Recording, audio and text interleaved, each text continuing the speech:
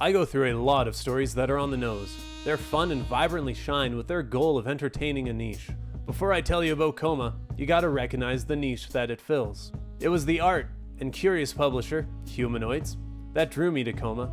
There is a puzzle of existential parallels that makes me hesitant to tell others about this story, and to explain it, I will spoil the adventure. If you're curious, jump right into this story. Go ahead, buy it. If you don't know someone that this story will resonate with, I dare say that you don't know enough people. This is the kind of inspired and strange story that keeps me with my hands in the sands of available sequential art narratives. Koma is good, anyone can read it. It's a tight story that mines its players through 3 seamless acts that carry the reader through existential hints that won't challenge the reader, but it's curious enough to chew on.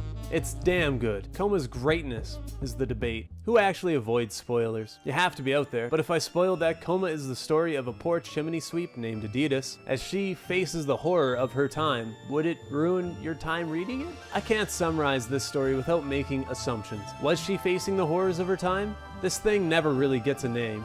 Let's take a step back. Koma's setting is like the early 1900s. With billboards promoting pills, among tall chimneys and old school trains, you get a lot of contrasting visual cues from the early 1900s, and it is an ambiguity that contributes to a timeless, lost bubble. In Koma, Adidas is looking for the countryside. She's only ever heard of it. Early on, her father tells her that cities are built in the countryside because there must not be enough room elsewhere. The city in Koma is horribly cluttered and full of people. It is not a happy place, and after a little mishap falling into what could be hell or just a workplace, Adidas, her father, and the McMullen family take off for the countryside. Wait, hell or work? Again, that just might be a projection of my thoughts. But while Adidas is lost in an unknown underground layer where huge inhabitants run machines that each correspond to a person's health, mental and physical, it's like a spirit or soul machine. How this is worded is part of the joy of the narrative. I could describe this machine as something that controls people, making them less than real, nothing but a faceless, industrious workforce, but we'll get into that later. While Adidas is in a strange, what I'd call hell, her father is in prison mining for no reason given to him and his peers, that is. There's a grandly small climax here, where her father tries to injure himself to get out of prison. He's trying to finally treat himself as others have, forsaking him in his hole, but he can't.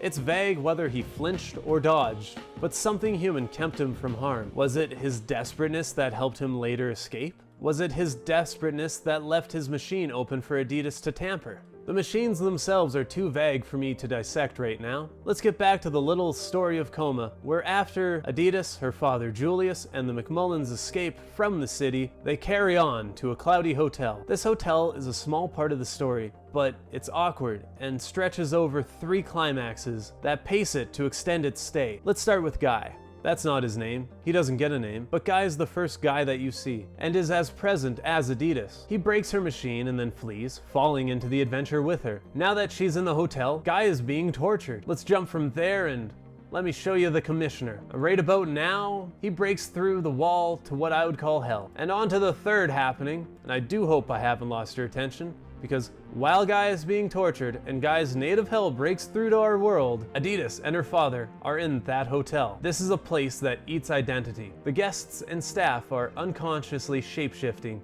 They change to, I want to say other guests. I want to say the memories of other guests, but it's always a new interaction. It's always fresh. The hotel itself seems to be a locked area. There is no escape, and it's about as frightening as a utopia can be. Summed up through confused conversation read by a probably confused reader. This can be intentional. This can be part of the journey. This hotel bit is challenging because there is a huge responsibility on the part of Koma's creators, Pierre Wazam and Frederick Peters, to guide the reader. Perspectives on the characters, their position in the panel, and that panel's position on the stage are all hugely important. That's true of all comics, or it should be, but here it could be easily overlooked, and it is not. These beats come off as almost silly, but unsettling. The character design is wonderful and varied. It pops off the page and forces the reader to pause and look again. I love this pacing, risky as it is. So these are the 3 layers that are happening before Adidas wraps things up. But there's a big picture here. People make plans for tomorrow, but tomorrow doesn't make plans for them, Julius M. shouts, celebrating his stay at at the hotel. I point this out because there is a motif hiding here. Somewhere. I have another line from this 3-layer end time that comes from the commissioner fellow. I'm going to decide to stop, and when I do, you'll go with me. You see, you never controlled anything. You don't even have control over your own lives. And he is talking to villainous men. There are secret agents in this story that coordinate the prison mining efforts in an attempt to meet Guy and those like him, and possibly to assume control of the machines that power people. These are the guys behind the scenes. At this point, Guy has escaped his torture and watches as the secret agents and the commissioner work on their own machines, controlling their own lives. These agents celebrate and use the human spirit or machine. The hotel runs alongside that idea. Human identity is both celebrated and undermined. We see it as Adidas's parents are reunited. Julius clings to his life, his memories, and he is uncovering his lover among the guests of this hotel. I'm not kidding.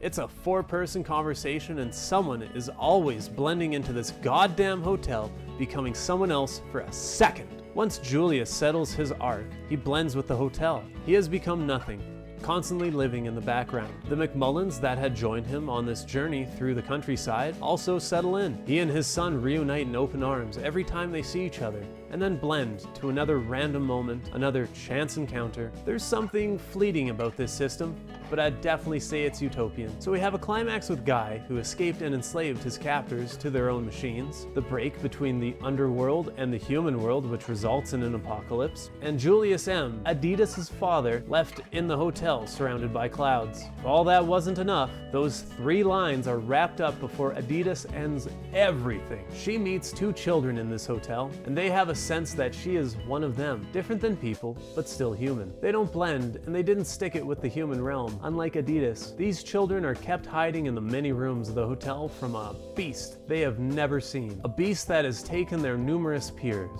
A horror that Adidas isn't afraid of. I mentioned earlier that she's facing the horror of her times, and I base that view on how she ends the Koma story. I'm going to spoil the ending, so if you actually care, no, you don't.